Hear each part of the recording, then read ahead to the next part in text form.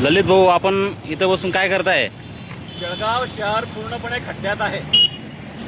जबाबदार मी पुनश्च सांगतो, जबाबदार खासदार, आमदार आणि आता निवडून आलेले आहे नगरसेवक, ते आपली जबाबदारी कशा रीतीने पार पाडतात आणि जो आपला जळगाव शहर खड्ड्यामध्ये आहे त्याला खड्ड्यामधून कसं काढतात याच्याकडे आमचं लक्ष राहील.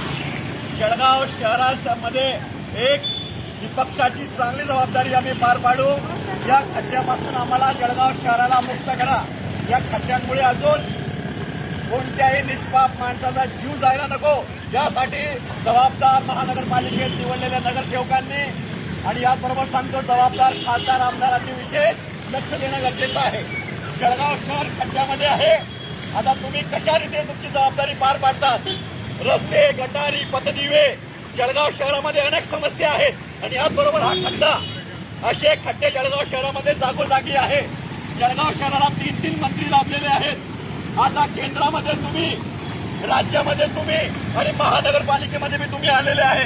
कशा रीतीने तुम्ही जळगाव शहराला खड्ड्यामधून काढतात आणि एक स्वच्छ आणि सुंदर जळगाव बनवतात, याच्यावरती आमचं महाराष्ट्र नवनिर्माण सेनेचं पूर्ण लक्ष राहील. लक्षात राहू द्या, एक चांगल्या विपक्षाची जबाबदारी महाराष्ट्र नवनिर्माण सेनेचा महाराष्ट्र सैनिक चांगल्या रीतीने पार पाडेल. आम्ही कोणत्याही आमिषाला बळी पडत नाही. आम्ही एक स्वच्छ आणि सुंदर जळगाव आणि जळगाव शहराला स्वच्छ सुंदर शहर जळगाव मिळण्यासाठी आम्ही कटिबद्ध राहू. आमच्या जळगाव शहराला खड्ड्यातून मोकळं करा. रस्ते, गटारी, पथदिवेचे आमचं जळगाव शहराच्या नागरिकांचं हक्क आहे, त्यांना ते मिळायलाच पाहिजे. यासाठी आम्ही संघर्ष करू.